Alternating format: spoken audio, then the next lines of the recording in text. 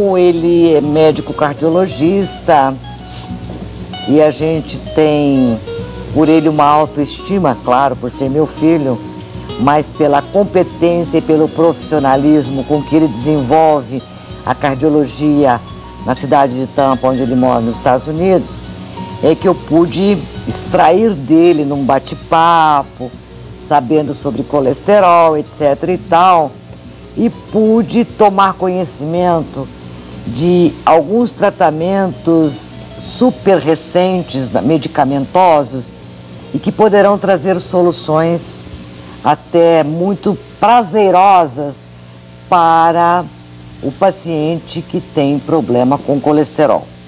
Portanto, este é o assunto dessa tarde no Medicina Preventiva. Carlos César, bom estar com você. É bom estar com você, Mafalda. Me fala uma coisa, o colesterol, por que quando a gente faz um exame laboratorial, colesterol total, HDL, LDL e depois tem um coeficiente? Conta pra gente como é que funciona isso. O colesterol é uma gordura, é um lipídio essencial que o organismo produz e também ingere para poder manter as funções vitais do organismo. Todas as células utilizam colesterol no seu metabolismo natural, normal. O grande problema da nossa sociedade atual é que o colesterol se tornou, vamos dizer assim, o grande inimigo do paciente cardíaco e do paciente vasculopata. Porque são placas de gordura? São placas de gordura. Acho que tudo aquilo que é demais faz mal. Acho que você mesmo me ensinou isso desde pequeno, né? Tudo tem que ser feito com uma certa moderação. E o colesterol em excesso, apesar de ser essencial para o funcionamento normal de todas as células do organismo, o colesterol em excesso é bastante prejudicial, porque ele se acumula em regiões onde não deveria se acumular e causa obstruções, principalmente nos vasos sanguíneos. E quando isso acontece no cérebro, você desenvolve problemas como o AVC, o derrame cerebral, e quando se acumula no coração, problemas cardíacos. O mais agudo seria o infarto do miocárdio, que é uma culminação de um problema de arteriosclerose que evoluiu a ponto de uma obstrução total. E aí quando você vai fazer a angioplastia, que vai ser colocado o stent, esse stent ele dissolve, ele tira a placa de gordura? Não, esse é um grande relé do engano, então. Na realidade, o que acontece na angioplastia é que o colesterol é simplesmente afastado do centro para a periferia, para as paredes da artéria. Então é como se amassasse aquela placa de gordura de dentro para fora, se amassasse para o sangue passar, para desobstruir a artéria. E o stent é uma molinha, né, um metalzinho que se coloca para servir de suporte para a artéria não colabar novamente. Agora, o HDL é o colesterol bom. Correto. O LDL é o colesterol ruim. Correto. Existe uma taxa, porque a nível de Brasil era tolerável uma taxa de 130.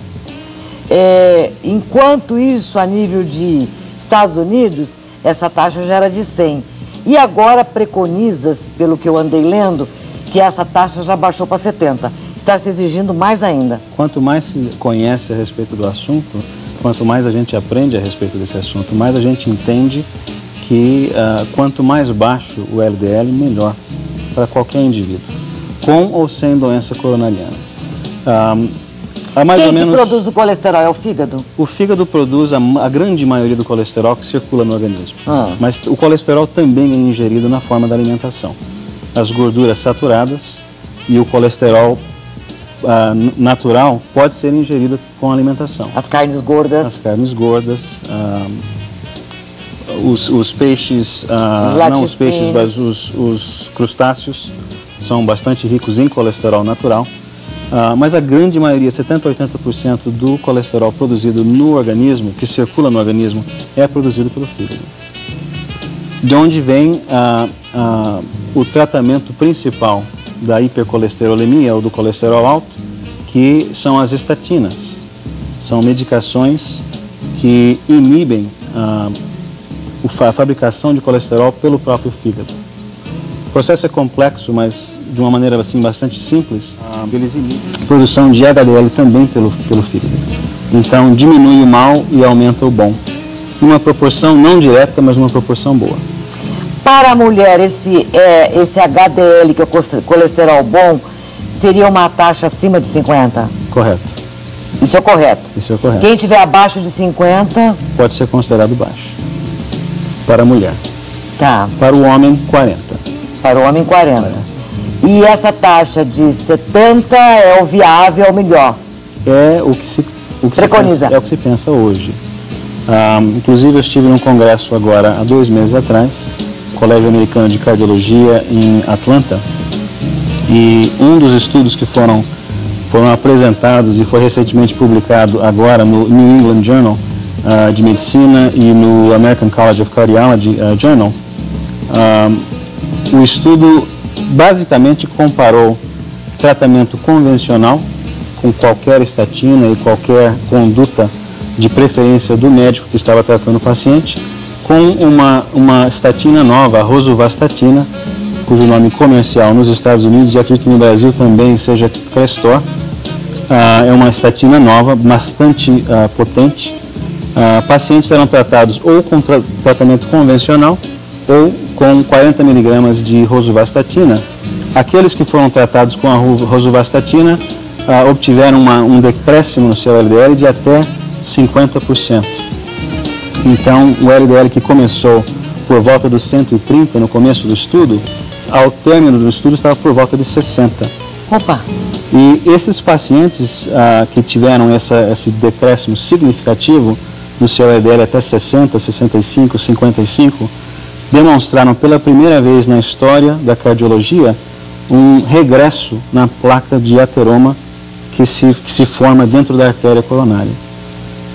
Até hoje, sabe-se que o tratamento intensivo dos lipídios pode estabilizar a placa ou diminuir o progresso da placa. Esse foi o primeiro estudo onde se demonstrou regressão, principalmente regressão da placa dentro da artéria, que é uma coisa assim bastante inédita. E agora eu acho que inclusive o Colégio Americano de Cardiologia, American Heart Association, eles pegam que o colesterol deve estar abaixo de 70 para os pacientes com doenças coronarianas, e eu acho que da próxima vez que esse colégio se reunir, já vai baixar mais ainda. Eu acho que vai baixar um pouco mais ainda. E o paciente que vai ser tratado medicamentoso do colesterol ruim, no caso, esse Crestor, né? Crestor. É para o colesterol ruim? Correto. Ele vai ficar tomando a vida toda ou é um período? De uma maneira geral, quem tem problema de colesterol é um problema permanente. Então a terapia também é uma terapia permanente. E hereditário também? Parte do problema é hereditário. E parte do problema, assim como na hipertensão, existem fatores de risco como o fumo, a obesidade, a má alimentação. Tudo isso contribui também. A prática de exercício físico que vocês cardiologistas tanto pregam, ela é defendida como índice número 1? Uma boa dieta e prática constante de exercício físico, principalmente exercícios aeróbicos, é o mais importante em termos de combate ao colesterol alto, à hipertensão, à obesidade, ao diabetes, todos esses fatores de risco que contribuem para todos os males cardíacos com quem a gente lida todo dia. Você tem pacientes, por exemplo, idosos com 80 anos, com 70 anos, que são portadores de colesterol, o ruim elevado e o bom baixo, e que mudaram o comportamento de vida e que conseguem ter uma sobrevivência agradável? Sim. Uma vida boa, vai? Sim, isso é muito comum. Principalmente nos Estados Unidos, onde eu pratico medicina, é muito comum pacientes nos 70, nos 80, nos 90, que levam uma vida bastante ativa, tomam a sua medicação, fazem o seu exercício diário, Dirige o seu carro? Dirigem o seu carro, são bastante autônomos. Não são dependentes? Na grande maioria, não. São bastante autônomos, vivem uma vida normal. Você atribui isso o quê? A uma conscientização a um país de primeiro mundo?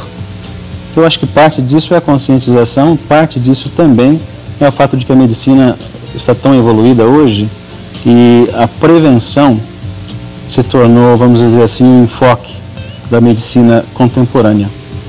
Tentar prevenir os problemas primários e às vezes os problemas secundários é o enfoque da nossa medicina de hoje. Eu acho que isso é muito importante para a longevidade dos indivíduos.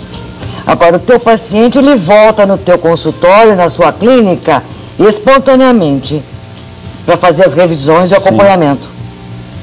Ele cuida-se. Cuida-se. Como em qualquer lugar, tem um paciente que não se cuida muito bem também, né?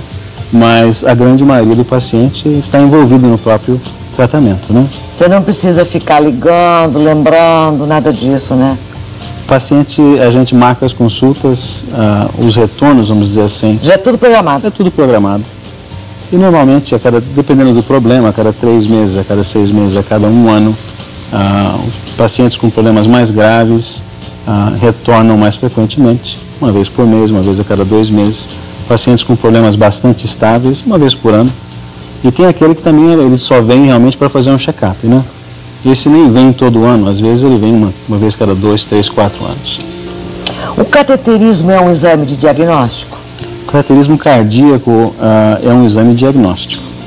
Através do cateterismo cardíaco se faz a angiografia, que é a visualização direta dos vasos coronários. E é através desse cateterismo que vocês, cardiologistas e hemodinamicistas, né, vão detectar onde está a lesão e qual é a conduta terapêutica que será feita. Correto. Absolutamente correto. E através da angiografia você pode determinar qual é a severidade da lesão em questão, ou das lesões em questão. Muitas vezes são muitas lesões, os problemas são muito difusos, o paciente tem que ir para a cirurgia aberta.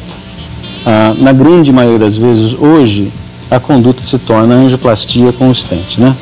Como a gente já conversou antes, os stents medicamentosos são os mais utilizados hoje. Eu tenho a impressão de que 80%, 90% das angioplastias com stent que são feitas hoje, pelo menos no hospital onde eu trabalho, são stents medicamentosos. E o paciente submetido a essa angioplastia, ele praticamente a recuperação é rápida e a qualidade de vida dele melhora 100%.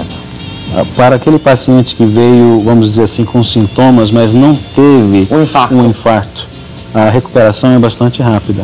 2, 3 dias o paciente está de volta à vida normal.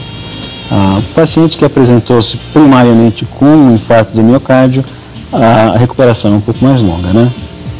Agora, não quer dizer que desobstruiu aquele pedaço lá, que ele não possa ter uma obstrução no outro. Correto. Pode ser? Correto. O tratamento é o tratamento de longa, vamos dizer assim, de longa vida. Não é um tratamento curativo. É um tratamento que contemporiza a situação naquele momento. A doença, uma vez estabelecida, ela permanece, ela está ali, né? Aquilo que causou uma obstrução pode causar outras obstruções. Então não é uma cura. A cirurgia cardíaca, o stent, a angioplastia não é uma cura. É uma cura de uma lesão, mas não é uma cura da doença em si. É vivendo e aprendendo, né, João? Vivendo e aprendendo, a gente tem que se cuidar, viu? Não tem outro jeito, não. Vamos cuidar, comer direitinho, é isso, doutor? Exatamente. Fazer exercício, não fumar, não beber. Correto. E não ser obeso. Exatamente. Tem que ser enxutinho assim que nem nós. Obrigada, querido.